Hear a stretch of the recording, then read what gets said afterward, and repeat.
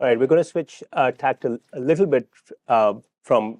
So far, we've been pretty deep networking. I was talking about networking kind of delivered to the cloud, our cloud secure edge. Chirag was talking about networking delivered with SonicWall's traditional appliances, firewalls, new form factors. So, what I'm going to kind of switch tack because essentially, SonicWall has been around for a few decades now, and over time, the migration from managing a single point product to a suite of products has become more and more of a pressing problem. So historically, if you bought a firewall, fine, you would manage the firewall locally. But if you were a managed service provider or you were an IT administrator at a large retail chain with 200 branches, you need centralized management. So we had an individual portal for that called the Network Security Manager. Similarly, if you managed access portals and switches, we had a SaaS management console for that. SonicWall has an endpoint security product called Capture Client. There was a SaaS management portal for that. It's not just about having 3 SaaS management portals. A managed service provider might have 50, 100 customers. So multiply that 3 by 50 or 100, and that was the world that many of our customers were dealing with. The real challenge came out when the security landscape changed, and a ransomware attack typically doesn't just happen on one customer, it happens on 2, 3, 4 customers. So stitching together data and correlating data across different, not just different product suites, but across different customer environments actually became important. So the product portfolio has now expanded, right? So the world today is not just about firewalls and endpoints. We have a ZTNA solution. We have XDR, EDR, email security. So a lot of new products have come out. The partners that SonicWall historically has worked with have added other portfolio. They have remote management tools. They have professional services automation tools, SIMs, identity providers. So essentially, SonicWall has also started reacting to this. And we've built something called the SonicPlatform, which is a little bit of a complicated side, but the essential idea is a platform that unifies through shared services all the different configuration options, all the different provisioning options in these disparate product portfolios, and kind of simplifies it and surfaces it all through a unified portal. So we announced this a couple of months ago, and YOLO, right? I'm going to live demo this sucker. Let's go. All right, let's take a look at it. So SonicPlatform is a SaaS-based console. I have here an instance of SonicPlatform. I also have a recorded demo if anything doesn't work. But you'll see essentially a quick view here of all the tenants managed by this test. It's a test service provider, but it's a global service provider. You'll see I have 20 or 30 different tenants behind this. And what you quickly see is for a given service provider, you want to give them visibility into the total portfolio that they are managing. And this is actually surprisingly important because their landscape changes day to day, and having a worldview of what they're actually seeing across. So here you see that this provider has many firewalls, many access points, switches distributed across 30 odd tenants. And the first thing they want to know is there anything I need to take action on? If I was just managing one firewall, no big deal. But if I'm managing like 30 firewalls across 20 tenants, that's a challenge. And so that's the notification view. I'm just going to switch to a list view. So you can quickly see, hey, some of these are running old firmware that might be vulnerable. Some of them are running system changes. Some of them have license issues. And so the first thing SonicPlatform gives our SonicWall partners is a kind of a centralized management and configuration console, which is actually incredibly useful if you're managing this at scale. The next thing I just want to chat about is an overview of all the products and billing. It is surprising how much time our partners spend on billing related issues. Licenses expiring, new licenses to be purchased. And unfortunately, they just use different credit cards. Credit cards expire. So this is a central view of all the different all the different product portfolios that's been purchased. You can zoom into a given product, look at kind of what the licensing is, if the licensing is expiring.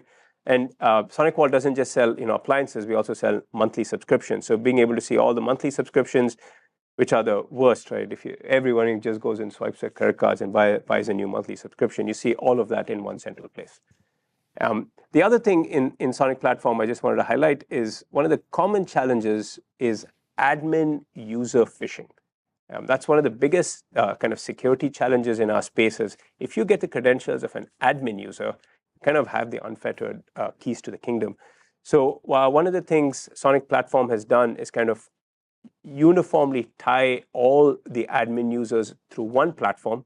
So actually, in my old company, the admins of our EDR solution were different than the admins of our firewall solution, was different than the admins of our say our cloud security, and one person leaves, you have to go check all systems. But now it's all unified. Doesn't matter which system you're accessing. There's a simple user group-based RBAC.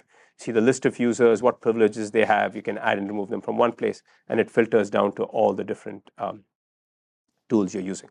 Is that just local to the service, or you can also tie that, to things like, Okta in terms of the different permissions and Yes, yeah. access? So in this demo, I've done it local, but if you have a SAML-based system, then you authenticate with Okta. We pull the groups in, and then you assign the entitlements and privileges based on Can you also do, I think that's given. Like you can do like just-in-time access.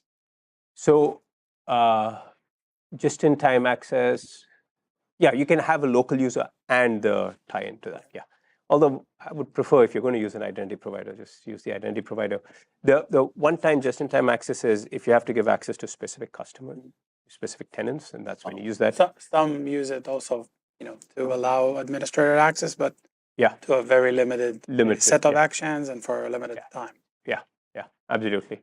So I'm just going to jump into one tenant. This is our test tenant, so we just have a couple of things. But this is also kind of the launching point to some of the demos Chirag was showing, where if you detect something wrong with the firewall and you need to go jump into the firewall itself and validate it, this firewall might be running in some branch location somewhere in the middle of nowhere, in this case in Pune in India. You can just click a button and it logs you into the right firewall to go manage the policies and update it and so on. So that's just a very, very quick overview of our unified management and reporting console. And the reason this is important actually is in the next phase, which is by unifying the products, the threats, and the configuration, we're able to improve kind of the protection we provide our customers. And part of that is now SonicWall provides a managed security service. So many of SonicWall customers are relatively small. They might have IT teams, they might have security teams, but they typically work with partners to deliver IT capabilities. And those partners themselves don't always have 7 SOC coverage. They may not have deep expertise on the latest, greatest threats attacking them. So what our managed security service now does is has a group of experts, essentially our security analysts, that are managing a security operations center. We have one in the US, one in Europe, and growing. And this was a company called Solutions Granted that was acquired last year by SonicWall. And essentially, if you look at an incident response cycle, it's a pretty standard security cycle we have, where the preparation is the installation and the management of the tools. We assume the partner or the customer does that. So what the MSS service does is it detects anomalies, suspicious behaviors. And I'm going to demo this in a second. The analysts, and now I'm going to use some buzzwords, AI, machine learning, but we have some algorithms. We're constantly improving them, but at the end of the day, in spite of those algorithms, we still have a human, we still need a human to actually check the box. We're still not 100% AI agent or anything like that, but we do have a lot of automation behind the scenes that is correlating incidents not just at one customer, but across customers, which goes back to the unification that we're trying to do under the hood. Sure. Can you, before we get too deep into this, where is the dividing line between the Sonic platform and the managed services? Are can a customer use the Sonic platform and not have services? Yes, okay. Yes. They're two completely different offerings. The Sonic platform kind of is included in Sonic.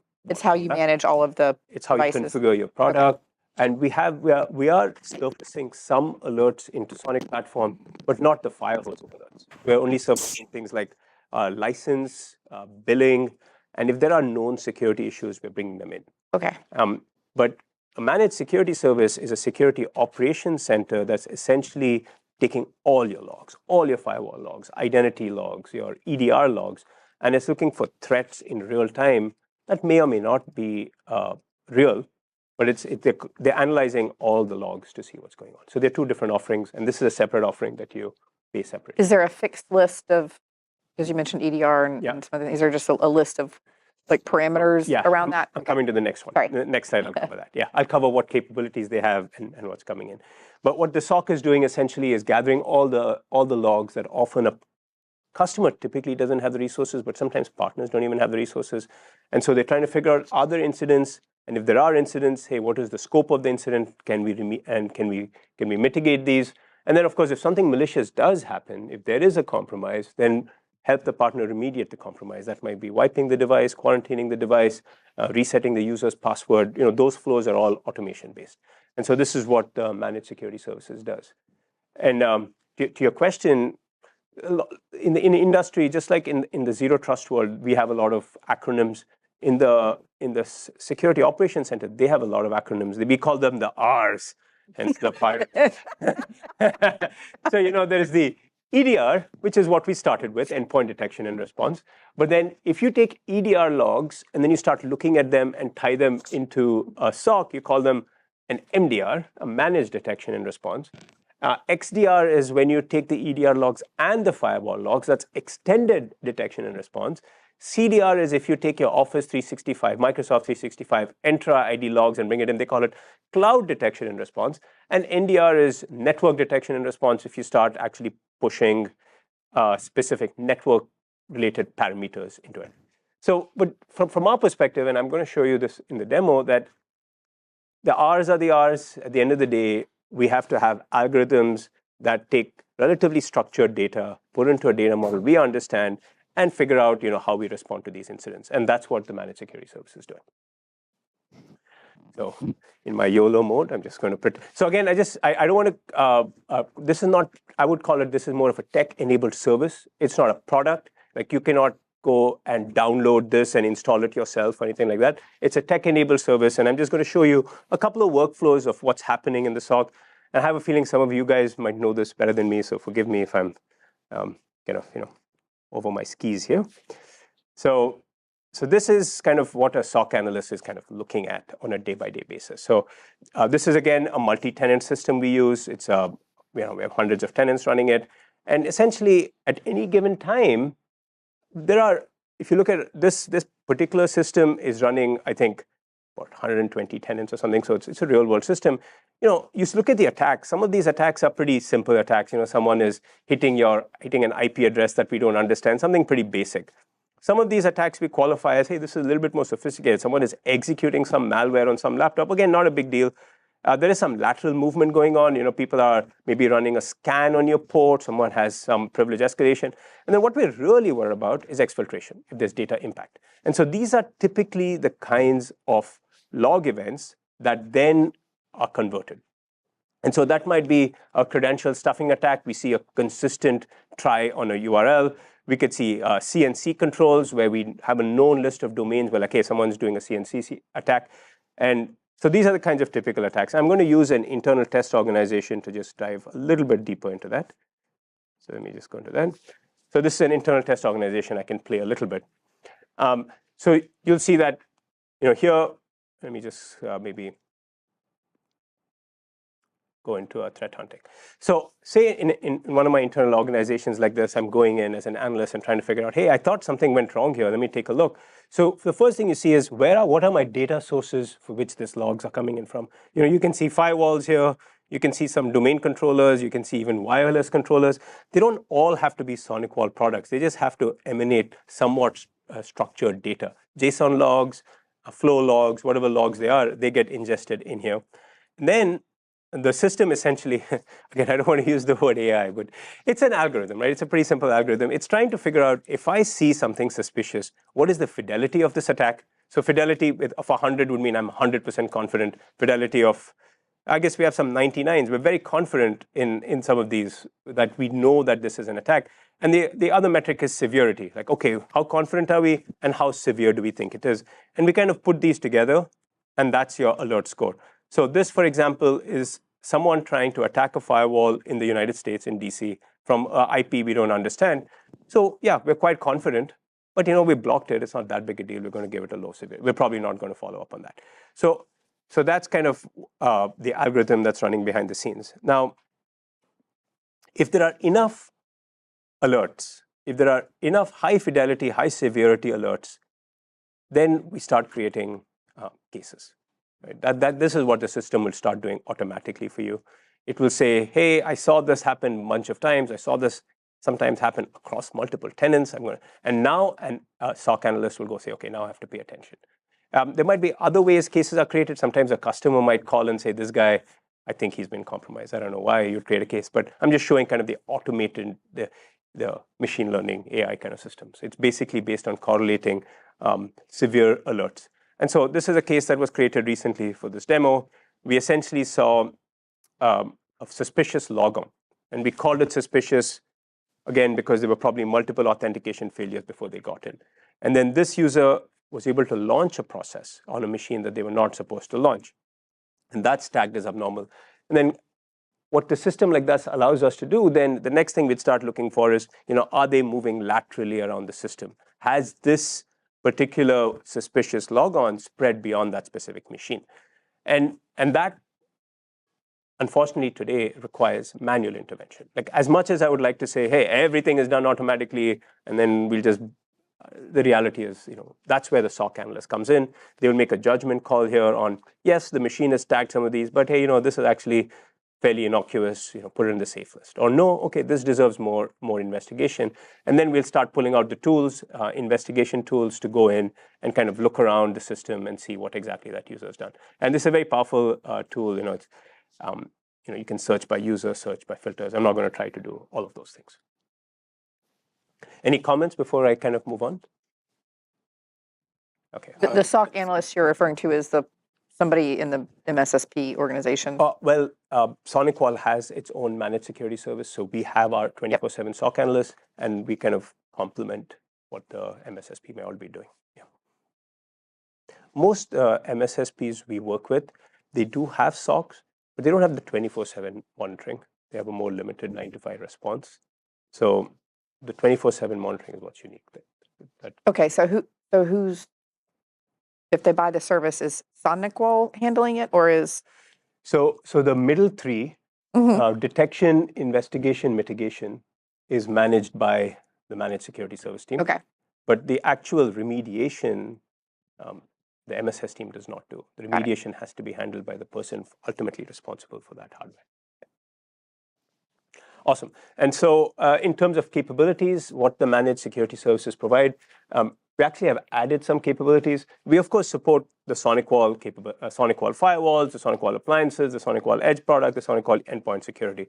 But one of the key things about providing a managed security service is recognizing that customers often have different tools. They just don't buy SonicWall. So you might use SentinelOne, you might use Defender, you might use Cylance. We actually have CrowdStrike and Sophos as well. The slide is a little dated. So no matter what endpoint security tool we use, we provide the managed service around that, monitoring the logs, figuring out what to take action. Similarly for cloud, whether you use 365 or Google Workspace, this is probably something like 70 to 80% of threats now actually come this way: phishing attacks, credential compromise attacks. So that becomes a very important capability. And finally, anything else running in your network, bringing it all in, integrating and providing a SOC service and reporting around that. All right, so I'm right on time here. So just to recap, Chirag introduced the cybersecurity platform. SonicWall is a storied brand in this space. It's been around for a long time. But typically have been known for our firewalls, like the small one, big one, hardware. But I think over the last 2 or 3 years, what we want to really communicate is that we've transformed into a complete cybersecurity platform. So it's not just about firewalls anymore. We're securing the cloud. We're securing the endpoint. We've done a bunch of YOLO demos, which worked without hitch. So thank you, Tom and the demo gods. We demoed our ZTNA, Zero Trust offering, which is called Cloud Secure Edge. We demoed some of the cool new capabilities around SD-WAN, SOHO. That's really relevant nowadays for the Internet of Things or IoT environments. And finally, we talked about how we are unifying all of this with our SonicPlatform and our managed security services.